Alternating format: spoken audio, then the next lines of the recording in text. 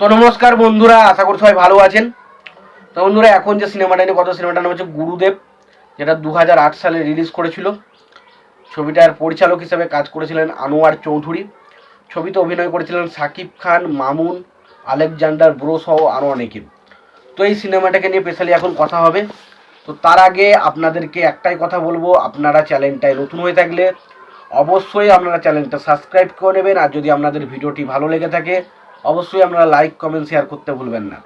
তো এখন যে সিনেমাটা নিয়ে কথা বলে, সিনেমাটার নাম হচ্ছে গুরুদেব, যেটা 2004 সালে রিলিজ করেছিল। তো সিনেমাটার গল্পের বিষয়ে তো যাবো, যে সিনেমাটা কেমন লেগেছিল আমার সেই বিষয়ে আলোচনা করব। তো তার আগে দেখে নেবো সিনেমার পরিচালক, প্রযোজক এবং সঙ্গীত পরিচালক হিসেবে কারা কাজ করেছে, এবং তারপরে সিনেমার গল্পের বিষয়ে আমি যাব। তো সিনেমার পরিচালক হিসেবে কাজ করছেন আনোয়ার চৌধুরী। ছবিটার গল্প লিখেছেন হচ্ছে আনোয়ার চৌধুরী। ছবিটার সংলাপের কাজ করেছেন হচ্ছে আনোয়ার চৌধুরী। ছবিটার সঙ্গীত পরিচালক হিসেবে কাজ করেছেন আনোয়ার চৌধুরী জীবন। ছবিটার সিনেমা ফটোগ্রাফার হিসেবে কাজ করছেন মুজফুর রহমান হোসেন। চিত্রনাট্যকার হিসেবে কাজ করেছেন মহিসুর হোসেন আবুল। এবং ছবিতে অভিনয় করেছেন সাকিব খান, মামুন, আলেকজান্ডার ব্রো, লিজা, মিজু আহমেদ, তারপরে রুবেকা, সানু সহ আরও অনেকে।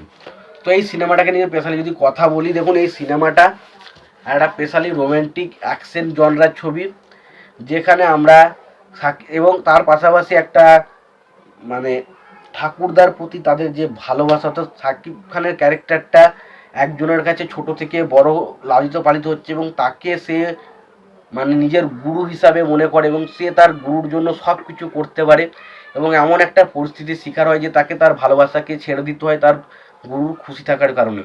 তো সেই কারণে তাকে অনেক পরিস্থিতি এরকম নিয়েছে সিনেমা, যেটার নাম হচ্ছে গুরুদেব। তো খুবই ভালো একটা সিনেমা। সিনেমার ইমোশনাল পয়েন্টগুলো দুর্দান্তভাবে ওয়ার্ক করে, দুর্দান্তভাবে। এবং পাশাপাশি সাকিব খান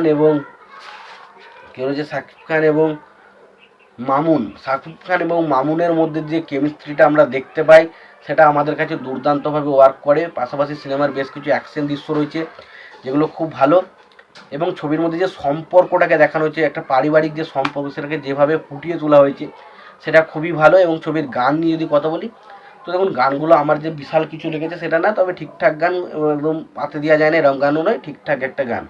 তো ওভারঅলে আমি বলবো সিনেমাটা একটা এন্টারটেন করতে পারে। সিনেমার মধ্যে ভালো কিছু রয়েছে, রোম্যান্স রয়েছে, বেশ কিছু ইমোশনাল দৃশ্য রয়েছে, পারিবারিক কিছু অ্যাঙ্গেল রয়েছে।